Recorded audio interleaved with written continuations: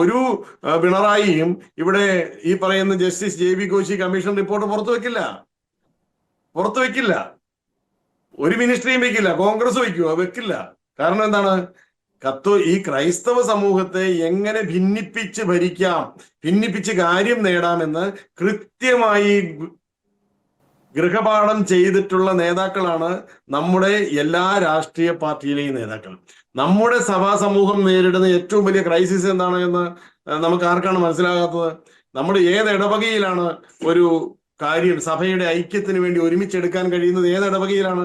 അവിടെ ഇടവകയിലെ വിവിധ ഭാരവാഹികൾ അവരവരുടെ രാഷ്ട്രീയ താല്പര്യത്തിനനുസരിച്ച് സഭയുടെ താല്പര്യത്തെ ബലി കൊടുക്കുകയും രാഷ്ട്രീയ താല്പര്യം ഇടവകയിൽ എങ്ങനെ സാധ്യതമാക്കി എടുക്കാം എന്നുള്ളതിനെ പറ്റി ചിന്തിക്കുകയും അതിന്റെ പേരിൽ ശത്രുത പോലെയുള്ള എന്താ പറയാ അകൽച്ചയുടെ വികാരങ്ങൾ നിലനിർത്തുകയും ഒക്കെ ചെയ്യുന്ന ഒരു സാഹചര്യം നമ്മുടെ നാട്ടിലില്ലേ?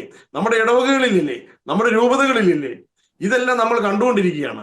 എൻ്റെ സഭയുടെ ഉള്ളിൽ അനൈക്യം ഇങ്ങനെ കത്തി നിൽക്കുകയാണെന്ന് പറയാൻ വേണ്ടിയല്ല.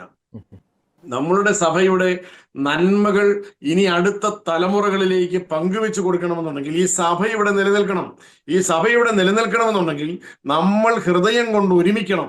ഇവിടെ എല്ലാ സഭകളും അവരവരുടെ തനിമ നിലനിർത്തിക്കൊണ്ട്, എല്ലാ രൂപതകളും അവരവരുടെ പ്രാദേശികമായ എന്താ പറയാ അസ്തിത്വ സുഖം അനുഭവിച്ചുകൊണ്ട്, പ്രാദേശികമാണല്ലോ എല്ലാ സഭകളും, അങ്ങനെ തന്നെ നിലനിന്നോട്ടെ.